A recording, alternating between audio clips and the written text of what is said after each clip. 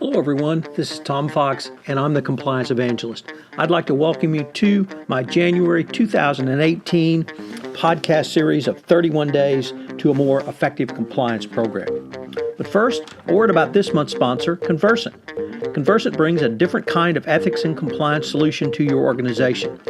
These days, business success demands something different, a corporate culture centered on integrity and ethical behavior. Conversant provides your teams with a centralized platform and automated processes that connect your business goals with your ethics and values. The result, a highly strategic program that drives ethics and values to the center of your business.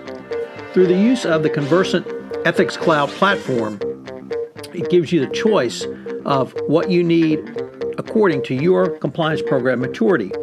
As your compliance program progresses on its ethical journey, Conversant can meet the needs of your requirements with unified ease of use and all of your ethics compliance data in one place, increasing transparency and efficiency while reducing cost.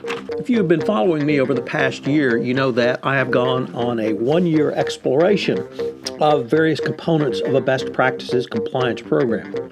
However, during this exploration, there were two very important documents released by the Department of Justice relating to a best practices compliance program.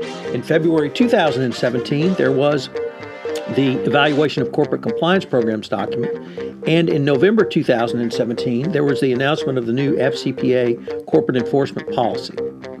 Therefore, in this month of January, I'm going to lay out for you what should go into your best practices compliance program based upon the 10 hallmarks of an effective compliance program and these two documents.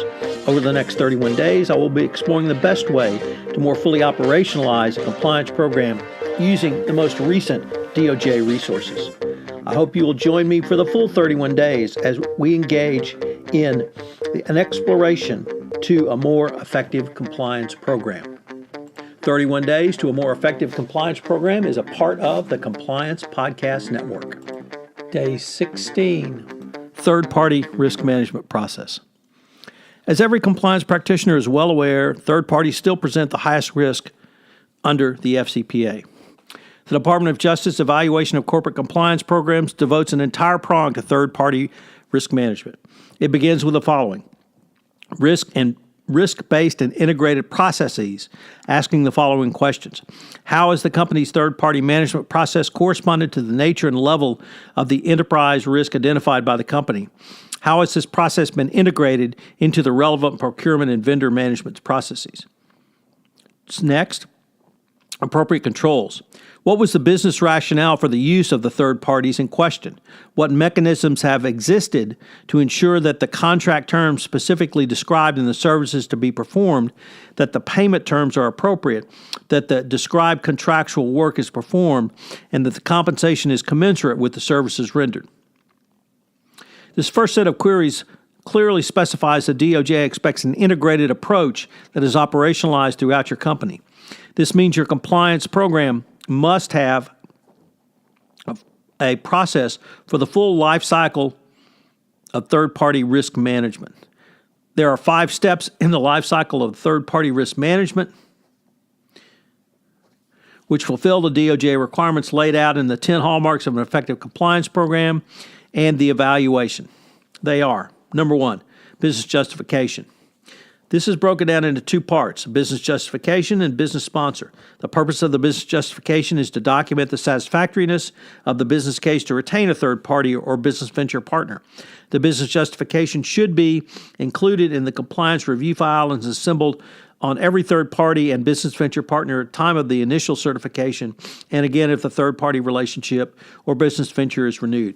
It is performed by the business sponsor or the person who is sponsoring this business relationship with your company. 2, questionnaire. The term questionnaire is mentioned several times in the 2012 FCPA guidance. It is generally recognized as one of the tools that a company should complete in its investigation to better understand with whom it is doing business. I believe that this requirement is not only a key step, but also a mandatory step for any third party that desires to do work with your company. I tell clients that if a third party does not want to fill out this questionnaire or will not fill it out completely, that you should not walk but run away from doing business with your company. One thing that you should keep in mind is that you will likely have pushback from your business team in making many of the inquiries listed in your questionnaire. However, my experience is that most proposed agents who have done business with a UK or US company have already gone through this process. Indeed, they may understand that providing this information on a timely basis, they will set themselves apart as more attractive to US businesses. Step 3, due diligence. Most compliance practitioners understand the need for a robust due diligence program to investigate third parties, but have struggled with how to create an inventory to define the basis of risk of each foreign business partner and therefore perform the requisite level of due diligence required under the FCPA. Getting your arms around due diligence can sometimes seem bewildering for the compliance practitioner. The purpose is to encourage businesses to put in place due diligence procedures that adequately inform the application of proportional measures designed to prevent persons associated with a company from engaging in bribery and corruption. Due diligence also acts as a procedure for anti-bribery risk assessment and as a risk mitigation techniques.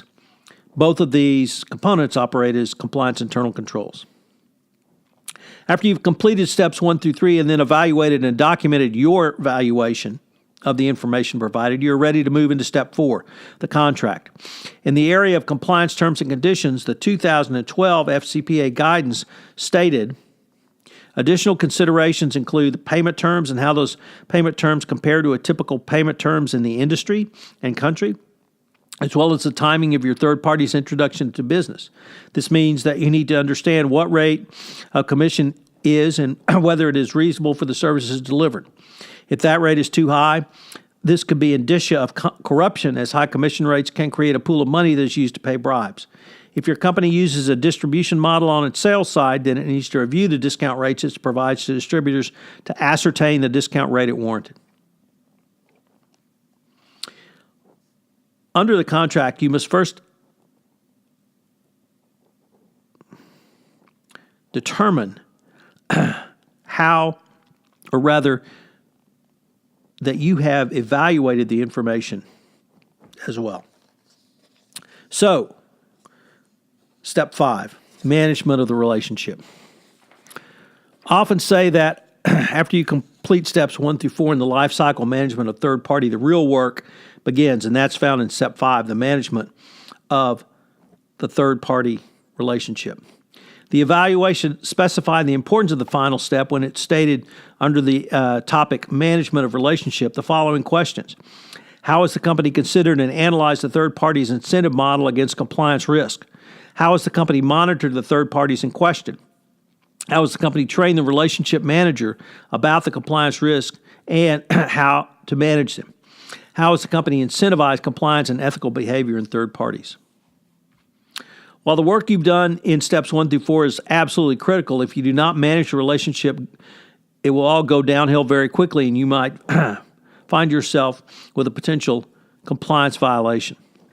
There are several ways that you should manage your post-contractual relationship. The evaluation clearly is focused on several key components that you need to evaluate, then reevaluate during the pendency of the relationship.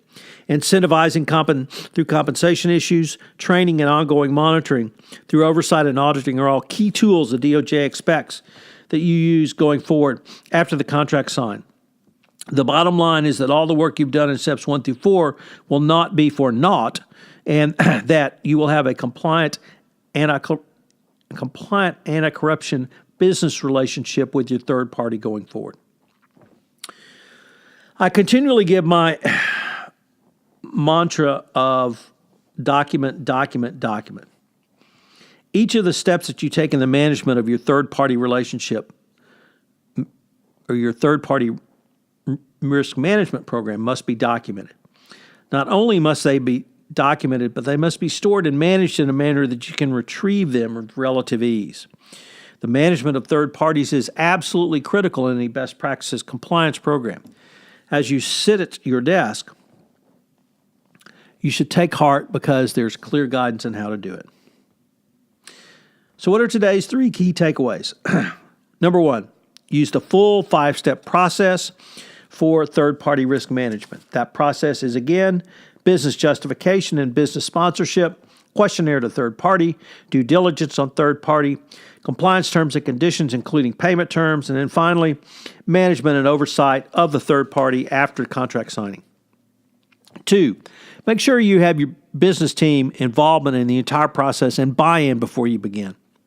And then 3, operationalize all steps going forward by having business unit representatives not only buy into this process, but help to manage the relationship after the contract is signed. This is Tom Fox.